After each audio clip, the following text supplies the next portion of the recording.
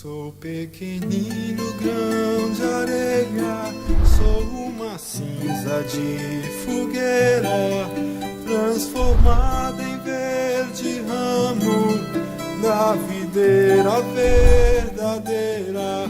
Sem tua seiva não vivo, ó videira verdadeira. Olá, a graça e a paz do nosso Senhor e Salvador Jesus Cristo. O propósito desse vídeo é começar com você um curso na Confissão de Fé de Westminster. É esse o livro aqui que nós iremos estudar nesse curso. É um dos símbolos de fé da Igreja Presbiteriana do Brasil e é um dos símbolos de fé também de várias igrejas ao redor do mundo. Quando falamos de uma confissão de fé, surgem algumas dúvidas. Então nesse momento introdutório eu quero responder com você algumas dúvidas. Suponha que você mesmo esteja aqui agora diante de mim numa entrevista me fazendo algumas perguntas. Eu pensei em algumas perguntas que seriam levantadas. Nós vamos usar também seguir o roteiro desse livro aqui, a Confissão de Fé de Westminster, comentada por A. Rod. Esse livro é da Editora Os Puritanos. Você também pode adquiri-lo na internet, no site da Editora Os Puritanos. Então, algumas perguntas que poderiam ser feitas quando falamos de confissão de fé. Bom, a primeira pergunta que alguém poderia fazer, que o interlocutor poderia fazer, é a seguinte: o fato de nós adotarmos uma confissão de fé não quer dizer que nós não cremos somente na Bíblia? A resposta, meu querido, é um sonoro não. A confissão de fé já afirma no primeiro capítulo dela que as Escrituras, e somente as Escrituras, foram dadas por inspiração de Deus e que elas são a única e elas são a todo suficiente regra de fé e de prática. A Bíblia, ela é o nosso padrão, o único padrão de doutrina, e é o único padrão que contém autoridade por si só, e ela é a única que pode obrigar a consciência humana à obediência. Todo e qualquer outro padrão que nós adotarmos, como por exemplo a Confissão de Fé de Westminster, só tem valor e só tem autoridade na medida em que eles expõem a doutrina que as Escrituras ensinam. Então a Escritura é a única regra de fé e prática, só ela tem autoridade em si, autoridade intrínseca. Qualquer documento só tem autoridade na medida em que expõe o que a Bíblia ensina, que é o que nós cremos que a Confissão de Fé de Westminster faz. É uma exposição das Escrituras. É como a pregação da palavra. A pregação da palavra só tem autoridade quando ela é a exposição da palavra. Muito bem, uma segunda pergunta então seria a seguinte: já que cremos somente na Bíblia, como o pastor acabou de afirmar, nós não poderíamos ficar somente com a Bíblia? O fato de a Bíblia ser a nossa regra de fé não torna desnecessário o uso de uma confissão? A resposta, novamente, meu amado, é um sonoro não. Porque enquanto que as Escrituras são de Deus, a compreensão das Escrituras pertence aos homens. Ou seja, cabe aos homens, cabe a mim e a você, interpretar o que as Escrituras dizem em cada texto em que elas tratam sobre um assunto. E então pegar o que as Escrituras dizem sobre esse mesmo assunto em vários textos e combinar isso num todo que forme uma afirmação doutrinária que resuma aquilo que a Bíblia diz como um todo sobre esse assunto. Por exemplo, Vamos tomar como exemplo aqui a questão do batismo. Se eu perguntar para você o que a Bíblia ensina sobre o batismo, você não pode num texto apenas. Você tem que pegar todos os textos que a Bíblia fala sobre o batismo. Você tem que interpretar cada um desses textos, entender o que cada um desses textos está dizendo, e você tem então que harmonizar o que todos esses textos dizem sobre esse assunto, harmonizar esses textos uns com os outros e formar um todo, uma afirmação doutrinária que resuma o que esses textos estão dizendo. Depois, cabe aos homens tomar tudo o que a Bíblia ensina sobre vários temas e combiná-los num sistema doutrinário harmonioso, em que tudo o que se afirma sobre esse assunto não contradiga o que a Bíblia afirma sobre um outro tema. Por exemplo, você pega a questão do batismo, você tem a totalidade do que a Bíblia ensina sobre o batismo, você elaborou uma afirmação doutrinária sobre o batismo. Aí você vai pensar o que a Bíblia ensina sobre a salvação, por exemplo. Então você vai fazer o mesmo processo, pegar todos os textos que a Bíblia fala sobre a salvação, você vai combinar num todo harmonioso, que resuma o que a Bíblia diz sobre esse tema, o assunto salvação. Acontece que o que eu concluí que a Bíblia afirma sobre o batismo não pode contradizer o que eu concluí que a Bíblia afirma sobre a salvação.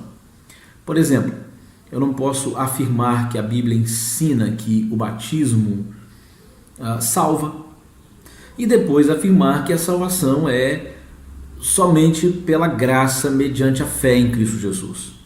Ou seja, uma coisa está contradizendo a outra.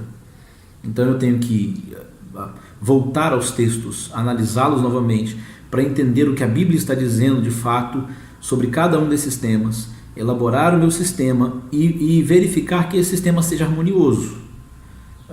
O que a Bíblia diz sobre um tema não pode contradizer o que a Bíblia diz sobre outro tema. Então um sistema harmonioso seria isso, tá?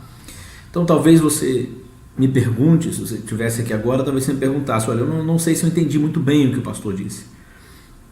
Será que você poderia ilustrar o que você quis dizer novamente? Eu posso fazer isso sim novamente.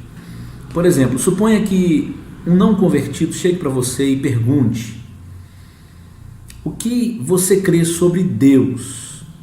E você então responda que Deus é Espírito, Deus é eterno, Deus é onipresente, Deus é onisciente, Deus é onipotente, ou seja, Ele está presente em todos os lugares, Ele sabe de todas as coisas, Ele tem todo o poder, e que Ele é bom. Assim, quando você faz isso, você já fez um resumo do que a Bíblia ensina sobre esse tema. Você acabou de fazer isso. O próximo passo agora é fazer um resumo do que a Bíblia diz sobre outros temas.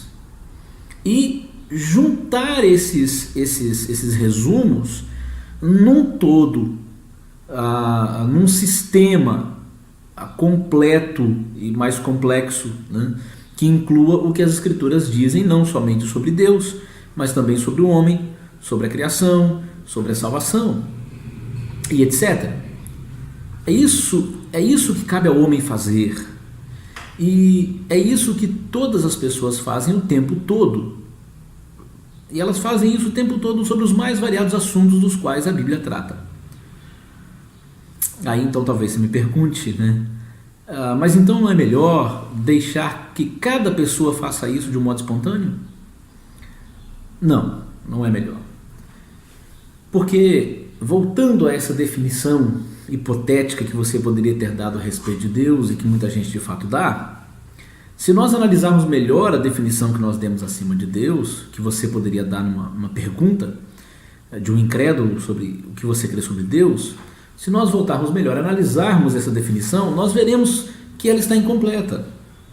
Ela nada diz, por exemplo, sobre a justiça de Deus. Ela nada diz sobre a triunidade de Deus, ou seja, sobre a doutrina da Santíssima Trindade. Nós trataremos dessa doutrina depois. Ela nada diz sobre outros temas ligados ao ser de Deus. E se nós rejeitarmos o auxílio dos credos e confissões que foram definidos pela Igreja, que são frutos de anos de trabalho, séculos de trabalho, e de reflexão séria e reflexão madura por parte de muitíssimos grandes homens de Deus, homens maiores do que eu e você. Nós teremos então, se rejeitarmos tudo isso, nós teremos que elaborar para nós mesmos o nosso próprio credo, fazendo uso da nossa tacanha sabedoria, da nossa pouca e fraca sabedoria. A questão não é, como alguns querem fazer parecer, uma escolha entre a palavra de Deus e os credos e confissões humanas. Ou seja, ou você fica com a palavra de Deus ou você fica com os credos e confissões escritos por homens. A questão não é essa, obviamente. Se fosse assim, claro que é a Escritura. Mas a questão não é essa. A questão real, na verdade, é entre a fé investigada e provada da corporação coletiva do povo de Deus, da igreja, conforme isso está expressa nos credos e confissões, como, por exemplo, a Confissão de Fé de Westminster. Eu tenho aqui a fé investigada, a fé provada pela corporação da igreja, no decorrer de séculos e sintetizada aqui. A questão é entre isso e o juízo individual e a sabedoria isolada, sem assistência alguma, daquele que repudia esses documentos. Se eu repudio esses documentos, eu vou ficar com a minha própria sabedoria, a minha sabedoria isolada. Eu estou desprezando o que a igreja diz e eu estou optando pela minha sabedoria isolada, sem assistência de ninguém. Com qual desses dois você vai ficar? Quem tem mais chance de acertar e quem tem mais chance de errar? Seja sincero, quem provavelmente tem mais chances de cair no erro? Quanto a mim, meu amado, eu prefiro fazer uso do auxílio dos credos e das confissões. Eu prefiro fazer uso do auxílio que eles me oferecem, uma vez que eles são a fé investigada, a fé provada da corporação da igreja de Deus, corporação coletiva do povo de Deus. Eu prefiro ficar com isso do que ficar com a minha tola e fraca sabedoria somente. E aí você pode então fazer uma nova pergunta. Isso significa então, pastor, que nós devemos seguir cegamente o que dizem os credos e confissões? Claro que não. Significa sim que nós devemos fazer um bom uso deles como um auxílio. O que é a Confissão de Fé de Westminster? Não é um manual que eu devo seguir cegamente, mas é um auxílio. Nós afirmamos novamente que a Bíblia é a nossa única regra de fé e prática. Nós não somos como a igreja romana, que afirma outra fonte de autoridade além das Escrituras. Não, pela Bíblia nós entendemos que é uma só. Então nós afirmamos que a Bíblia é a nossa única regra de fé e ela é a nossa única regra de prática. O que nós devemos fazer é aquilo que faziam os crentes de Bereia, Atos 17:11. Nós devemos examinar as Escrituras para ver se as coisas são de fato assim. Ou seja, cada afirmação que a confissão de fé faz tem que ser provada com textos da Escritura. E isso de fato ela procura fazer.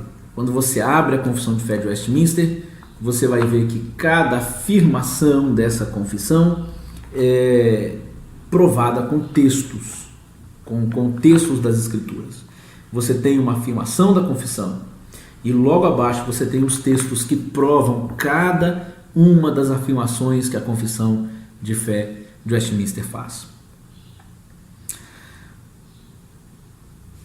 Uma outra pergunta interessante para nós respondermos nesse momento introdutório é como surgem os credos e confissões. De fato, a igreja tem avançado muito lentamente nesse quesito. A atenção da igreja tem se dirigido ao estudo de uma determinada doutrina numa época e ao estudo de outra doutrina em outra época. E a cada avanço, ela tem registrado o que ela alcançou num credo ou numa confissão. Isso desde a época da igreja primitiva. Isso tem se dado assim porque em cada época tem surgido hereges que pervertem as escrituras, eles distorcem as escrituras. Hoje nós temos vários hereges no nosso meio hoje aí, pervertendo, distorcendo as escrituras. Isso aconteceu ao longo de toda a história da igreja. Isso força a igreja a fazer uma afirmação da verdade. Para cada doutrina que o herege ataca, que o herege perverte, a igreja então se vê forçada a fazer uma afirmação da verdade sobre aquela doutrina que foi deturpada.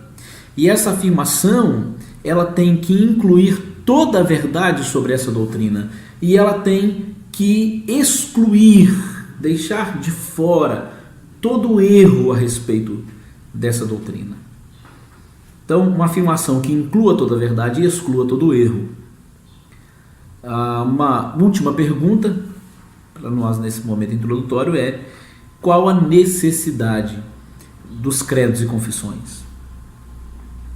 Do que já dissemos até aqui, esperamos que tenha ficado um pouco claro qual é essa necessidade, mas vamos resumir novamente aqui, acrescentando alguns, e afirmando qual é a necessidade desses credos e confissões. A primeira necessidade é servir de auxílio no estudo das Sagradas Escrituras.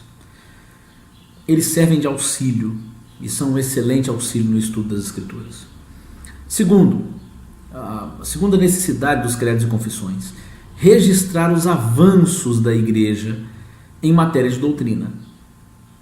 Terceiro, reprimir as heresias, afirmando a verdade e condenando o erro. A quarta utilidade dos credos e confissões é prover uma base para que haja disciplina na igreja, para que haja ordem na igreja, para que haja unidade na igreja. De modo que aqueles que ensinam publicamente a igreja do Senhor Jesus não venham a se contradizer uns aos outros, de tal forma que alguém lance por terra, deite abaixo aquilo que um outro se esforçou para edificar, para construir. Por exemplo, eu conversei com uma pessoa formada no seminário, um seminário não confessional, não adota uma confissão de fé, uma denominação que não tem tratado as coisas nesses termos. Então o seminário não é um seminário confessional.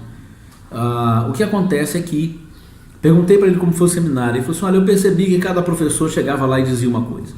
Um professor ensinava uma coisa, se esforçava para levantar e construir uma tese, uma doutrina. Vinha um outro professor e desmanchava tudo aquilo. E eu cheguei à conclusão de que agora eu vou ter que formar aquilo que eu creio ser a verdade. Vou ter que pegar livros e construir eu mesmo. Ou seja, o seminário para ele foi quase sem utilidade, quase sem valor algum, porque não havia uma linha confessional. Um chegava e destruía o que o outro edificou. Imagina igreja. Um pastor trabalha sobre construindo na igreja e um outro chega e ensina totalmente o oposto daquilo. Então, quando a igreja é confessional, ela tem uma linha, nós temos uma base, nós temos um centro. Ninguém vai lançar por terra o que o outro se esforçou para edificar. Quinto e última utilidade dos credos e confissões é servir para a instrução dos membros da igreja. Então, eles têm uma utilidade. Instruir os membros da igreja do Senhor Jesus. Ou seja, você e eu, nós precisamos ser instruídos na palavra de Deus.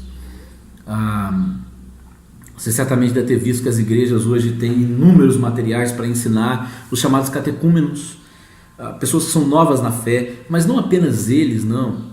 Os membros antigos da igreja precisam ser instruídos na palavra o tempo todo. Nós não precisamos ficar correndo atrás de elaborar materiais e mais materiais. A gente nunca acha um material que seja plenamente satisfatório, porque nós temos a Confissão de Fé de Westminster, que pode ser usado para instruir e deve ser usado para instruir os membros da igreja. Os credos e confissões, o catecismo de Heidelberg pode ser usado para isso, o catecismo maior de Westminster pode ser usado para isso, o breve catecismo de Westminster pode ser usado para isso, para nos instruir na fé. Então eu espero que tenha sido respondido algumas perguntas. Deus abençoe você e até a próxima aula. Nós vamos encerrar essa aula com uma oração, apesar de não termos lido nenhum texto específico das Escrituras, pelo menos mencionamos aquele texto que fala dos crentes de Bereia. Seja você também um bereano, que Deus faça de nós bereanos, nesse tempo de inconstância, nesse tempo de incerteza, nesse tempo de superficialidade que a igreja tem vivido. A igreja do Senhor Jesus nos nossos dias é uma igreja superficial. Que Deus nos dê graça e que Ele tenha misericórdia de nós e que Deus nos dê firmeza, para que não sejamos levados ao redor por todo o vento de doutrina. Pai amado, que o Senhor nos ajude, que o Senhor nos abençoe, Pai, que o Senhor nos faça nobres como os crentes de Bereia, que nós possamos estudar as Escrituras, a palavra do Senhor, para ver se as coisas são de fato assim. Essa é a oração, ó Pai, que nós fazemos, pedindo ao Senhor que abençoe esses estudos em nome do Senhor Jesus. Amém e amém. Sou pequenino, grão de areia, sou uma cinza de fogueira, transformada em verde ramo da videira verdadeira. Sem tua seiva não vivo, ó videira verdadeira.